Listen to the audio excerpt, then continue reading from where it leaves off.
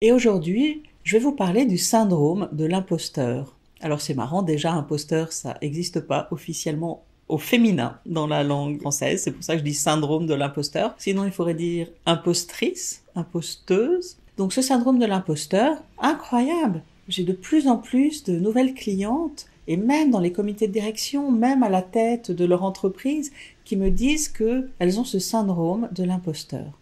Qu'est-ce que ça veut dire? Et en fait, pour chacune, ça peut être différent.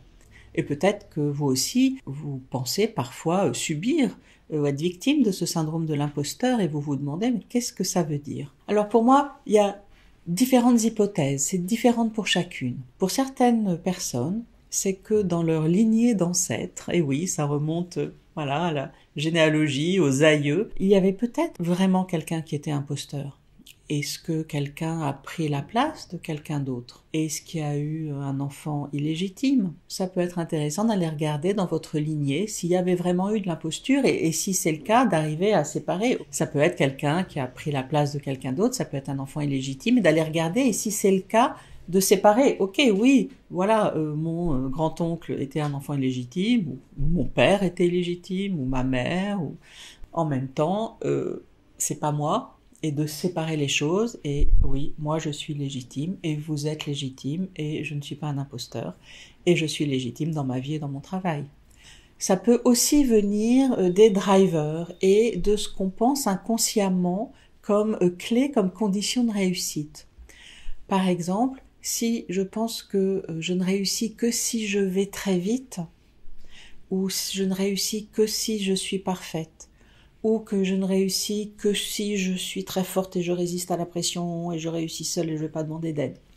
Ou si je ne réussis que si je fais très plaisir aux autres et que je leur dis toujours oui et que je ne pense pas à moi ni à mes besoins.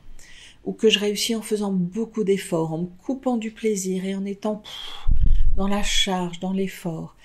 Et si je pense que je réussis que avec une de ces conditions, eh ben, si j'ai pas cette condition, effectivement, peux me sentir un imposteur et je peux avoir peur de pas réussir. Donc, en fait, la réussite n'a rien à voir avec la perfection. La réussite n'a rien à voir avec la vitesse, la rapidité. La réussite n'a rien à voir avec les efforts que vous allez mettre pour réussir.